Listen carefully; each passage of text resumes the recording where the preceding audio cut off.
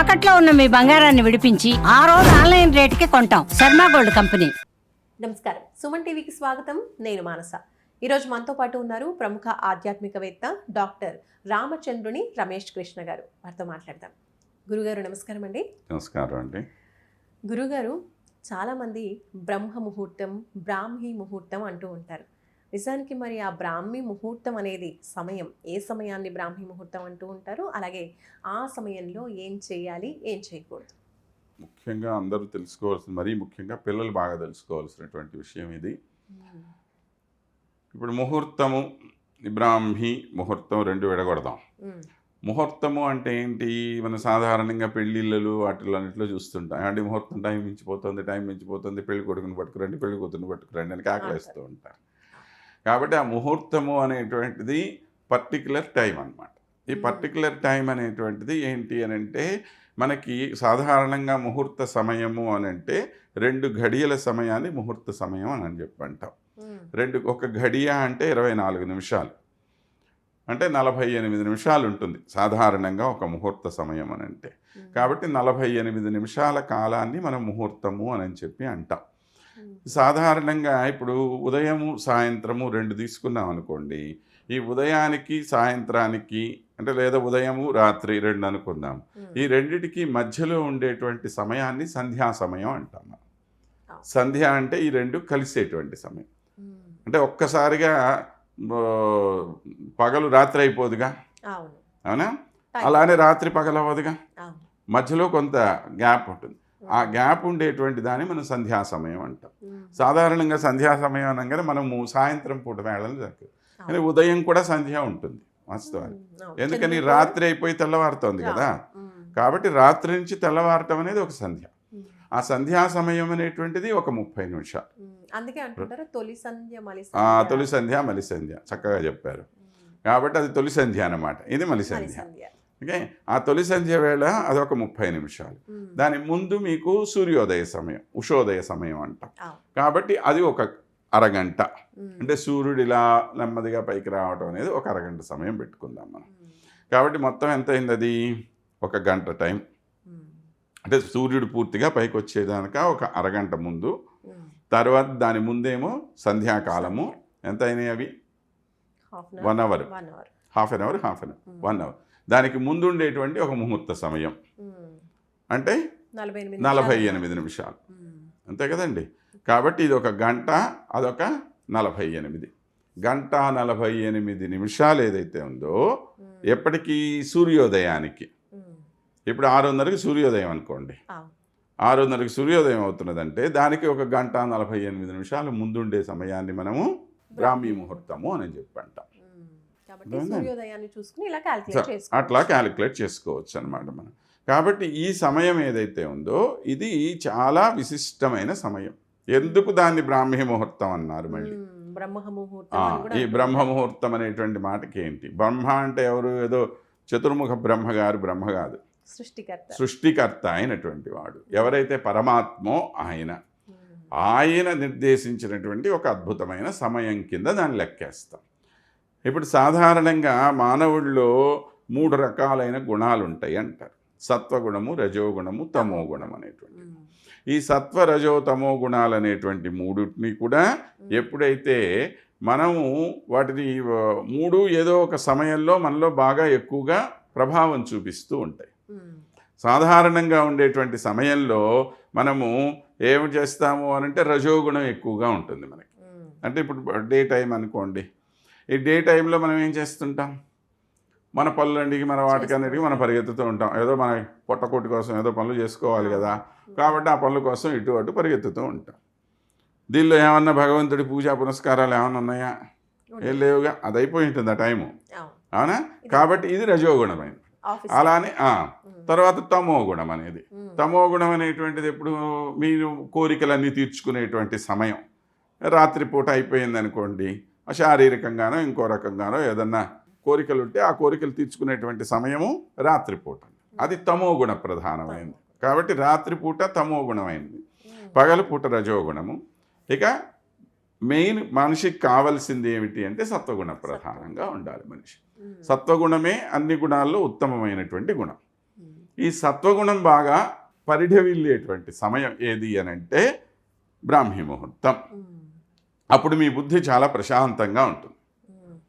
ఏ విధమైనటువంటి ఇతర ఏమంటాము ఇన్ఫ్లుయెన్సెస్ ఉండవు ఇప్పుడు దాని మీద. ఒకవేళ ఏదన్నా మీకు కోరికలున్నా ఇంకోటి ఉన్నా ఇవన్నీ కూడా రాత్రి మీ కళల్లో గిలల్లో ఇవన్నీ అయిపోయి ఉంటాయి. కాబట్టి పొద్దున్న లేవంగానే మనసు ఎలా ఉంటుంది? ఫ్రెష్గా ఉంటుంది కదా, హాయిగా ఉంటుంది మనసు.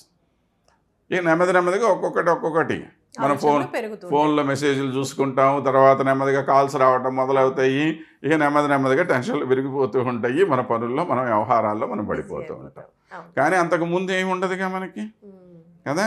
కాబట్టి ఈ సమయంలో మనం ఏ పనులు అయితే చేస్తామో అవి భగవత్ సంబంధమైనటువంటి పనులు చేస్తే ఎక్కువ ఫలితాన్ని ఇస్తాయి అన్నారు. ఎందుకని? సత్వగుణం ప్రధానంగా ఉంది కదా. భగవంతుడు ఎప్పుడు కూడా సత్వగుణ ప్రధానుడు. కాబట్టి సత్వగుణం ప్రధానంగా ఉన్నటువంటిది కనుక ఈ సమయము, ఇలాంటి సమయంలో మనం చేసే పనులన్నీ కూడా మంచి పనులుగా ఉంటాయి. బుద్ధి బాగా చురుగ్గా ఉంటుంది. అందుకే పిల్లల్ని మనం పొద్దున్నే చెప్తూ ఉంటారు కదా, పొద్దున్నే నిద్రలేచి చదువుకోరా, నిద్రలేచి చదివితే బాగా బుర్రకు పడుతుందిరా, ఒంటికి పడుతుందిరా చదువు అని చెప్పి. ఎందుకని? ఆ సమయంలో చదివితే చాలా చక్కగా షార్ప్గా ఉంటుంది బ్రెయిన్. అప్పుడు వెంబటే గ్రాస్ప్ చేయగలుగుతారు పిల్లలు. అందుకే నేను మొదట్లో మీకు ఆ మాట చెప్పింది, పిల్లలు బాగా గుర్తుపెట్టుకోవాలి ఈ విషయం అని చెప్పి. ఈ రోజుల్లో మనం చూస్తూనే ఉంటాం కదా, పిల్లలు పొద్దున్న లేవమంటే లేచేవాళ్ళు ఎవడు కనపట్టల్లా. ఎప్పుడు కూడా ఆ తొందర ఏముందిలే, ఇంకా స్కూల్ టైం ఉంది కదా, 9ంటికి స్కూల్ కదా, అప్పుడే లేచి మేమేం చేయాలి అది ఇది అని అంటారు. తల్లులు కూడా అట్లానే ఉన్నారు, కానీలే తొందరగా ఏముంది, ఇంకా టైం ఉంది కదా, నెమ్మదిగా వెళ్తాడులే అని చెప్పి. ఇక్కడ స్కూల్కి వెళ్తాడా వెళ్ళడా అనేది కాదు కదా ప్రసక్తి. మనకి ఆ బ్రాహ్మీ ముహూర్తంలో మీ బుద్ధి ఎలా ఉంటుంది? మీరు చూడండి, తెల్లవారుజామున 3:30-4 అప్పుడు లేచారనుకోండి, ఆ సమయంలో మీరు అసలు ఎక్కడ ఒక చిన్న మాట మాట్లాడితే అంత పెద్దగా వినపడుతుంది. అప్పుడు ఎందుకని? ఎటువంటి పొల్యూషన్ లేదు కదా, సౌండ్ పొల్యూషన్ అనేది ఏమి ఉండదు. మీరు ఈ సమయంలో మాట్లాడాలనుకోండి, మధ్యాహ్నం పూట సాయంత్రం పూట మాట్లాడాలంటే మీరు పెద్దగా చెప్తే కానీ ఎదుటివాడికి కనపడదు. తెల్లవారుజామున ఒక చిన్న సౌండ్ అయినా సరే మనకి స్పష్టంగా వినపడిపోతూ ఉంటుంది. ఎక్కడి నుంచో రైలు కోత వినపడుతుంది మనకి. పగలపూట వినపడుతుందా మీకు రైలు కోత? ఏం వినపడదు అది. కాబట్టి ఇవి అన్నీ కూడాను, ప్రకృతి అంతా కూడాను ఒక రకమైన స్తబ్ద దశలో ఉంటుంది. దాని అర్థము ప్రకృతి నిద్రపోతున్నదని కాదు, చైతన్యాన్ని పొందినటువంటి స్థితి అన్నమాట అది. కాబట్టి ఇలాంటి స్థితిలో ఉండేటువంటి వాళ్ళు ఎప్పుడూ కూడాను చాలా ఉన్నతమైనట్టు, అంటే యోగులైన వాళ్ళు, మహానుభావులైన వాళ్ళందరూ కూడా నిద్రలేచే సమయం ఇదే అంటారు. అంటే ఎవరు ప్రపంచమంతా నిద్రపోతున్నటువంటి సమయము వీళ్ళు లేచే సమయం అన్నారు. ప్రపంచమంతా పరుగులెత్తే సమయంలో వాళ్ళు నిద్రపోతూ ఉంటారు అని చెప్పాడు. భగవానుడే చెప్పాడు స్వయంగా, మనకి గీతలో చెప్పినటువంటి మాట. కాబట్టి ఇది అన్నిటికన్నా కూడా ఉత్తమోత్తమైన సమయం. ఇలాంటి సమయాన్ని మనము దురదృష్టవశాత్తు ఈ రోజుల్లో ఉపయోగించుకోవట్లేదు దాన్ని సరిగ్గాను. ఏదో రాత్రి బాగా లేటుగా పడుకోవటము, ఆ పార్టీలు అంటాం ఈ పార్టీలు, లేదా టీవీల్లో ఓటీటీల్లో ప్రోగ్రాములు చూసుకుంటూ కూర్చోవటము, ఇలాంటి వాటితో కాలక్షేపం ఎక్కువ చేసి రాత్రి 1 గంటకో 2 గంటకో పడుకునేది. ఆ 1 గంట 2 గంటలు పడుకున్న వాళ్ళు మళ్ళీ 3:30కి నిద్ర లేవంటే ఎవరు లేస్తాడు? లేవలేరు. కాబట్టి ఆ ఫలితాన్ని మనం పొందలేకపోతున్నాం. కానీ అది కనుక అలవాటు చేసుకుంటే మాత్రం దాన్ని మించినటువంటిది ఇంకోటి ఉండదు. కనుక ప్రతి వాళ్ళు కూడా సాధన చేసైనా సరే ఆ సమయంలో నిద్ర లేచేటువంటి అలవాటు చేసుకోవాలి. ఇది చాలా అవసరం. ఇక్కడ ఒక చిన్న సందేహం గురుగారు, పిల్లలు మీరు ఇందాక చెప్పినట్టుగా చిన్న పిల్లలు కదా, సర్లే పడుకొని ఆ మార్నింగ్ అంత ఎర్లీ మార్నింగే లేపడం ఎందుకు అని తల్లిదండ్రులు కొంచెం గారవం కూడా చేస్తూ ఉంటారు. అయితే బ్రాహ్మీ ముహూర్తం సమయంలో పిల్లలు చదివితే చాలా మంచిది అని కూడా అంటూ ఉంటారు. కాబట్టి ఏ వయసు నుంచి పిల్లలకి ఈ బ్రాహ్మీ ముహూర్తం నుంచి లేపడం ఇదంతా అలవాటు చేయాలంటారు? ఎవరైనా రండి, ఏ వయసు అనేది ఏముంది, మరి పాలు తాగే పిల్లలంటే నేనేం చెప్పలేదు, కానీ కనీసం స్కూల్కి వెళ్ళే అలవాటు ఉన్నటువంటి ఏ పిల్లవాడైనా సరే ఆ సమయంలో లేవాల్సిందే. మీకు ఈరోజు కాదు, ఒకప్పుడు మీరు సంగీత సాధన ఎప్పుడు చేసేవాళ్ళు తెలుసా? ఎర్లీ మార్నింగ్ లేచి పిల్లల్ని నీళ్ళల్లో నుంచోబెట్టి మరి సాధన చేయించేవాళ్ళు. అప్పుడైతే సంగీతం ఆ గొంతు సరిగ్గా వచ్చేసి శృతి నిలబెట్టడం కానివ్వండి, కంఠం బాగా రావటం కానివ్వండి, ఇదన్నీ బాగా జరుగుతుంది అని చెప్పి ఇవన్నీ చేశారు. ఒకప్పుడు చెయ్యకుండా ఏం లేరు. ఈ మధ్య కాలంలో ఇవన్నీ పోయినాయి. తగ్గిపోయింది. ఇవన్నీ పోయి పనికిమాల వ్యవహారాలు ఎక్కువైపోతున్నాయి మనకి. ఈ పార్టీలు, షికారులు, సినిమాలు ఇవన్నీ ఎక్కువైపోయాయి. అవి చెయ్యొద్దని నేనేం అంటలేదు. వాటి ఆనందం వాటిది, అది లేకుండా ఊరికే ఏదో జీవితాన్ని చప్పిడిగా చేసుకోమని ఎవరైనా చెప్పరం. కానీ వాటి సమయానికి వాటికి కేటాయించండి. ఇది ఏదైతే మనకి అసలు ముఖ్యమైనది ఇది కదా మన జీవితం అనేది. కాబట్టి వీటిని మనకు ఎక్కువ సమయాన్ని కేటాయించాలి, సరైన సమయం కేటాయించాలి. హడావుడిగా చేస్తుంటే పనులు దానివల్ల ప్రయోజనం లేదు, ఉండదు. ధన్యవాదాలు. రైట్ అండి, చాలా బాగా చెప్పారు. నిజంగా ఇవన్నీ కూడా ఒకప్పుడు చేసినప్పటికీ ఇప్పుడు ఏంటంటే బిజీ అని చెప్పేసి, లేదంటే టైం ఇంకో వాటిలో కేటాయించడం, అలా ముఖ్యమైన విషయాల్ని మిస్ చేసేసుకుంటూ ఉన్నాం. కాబట్టి నిజంగా చాలా మంచి విషయాలు తెలియజేశారు బ్రాహ్మీ ముహూర్తం గురించి, ఆ సమయంలో చేయవలసిన పనుల గురించి. చేయకూడదంటే నిద్రపోకుండా ఉండడం ఒకటే చేయకూడని పని. రైట్, ధన్యవాదాలండి. Thank you. నమస్కారం. చూస్తూనే ఉండండి సుమన్ టీవీ. నమస్కారం.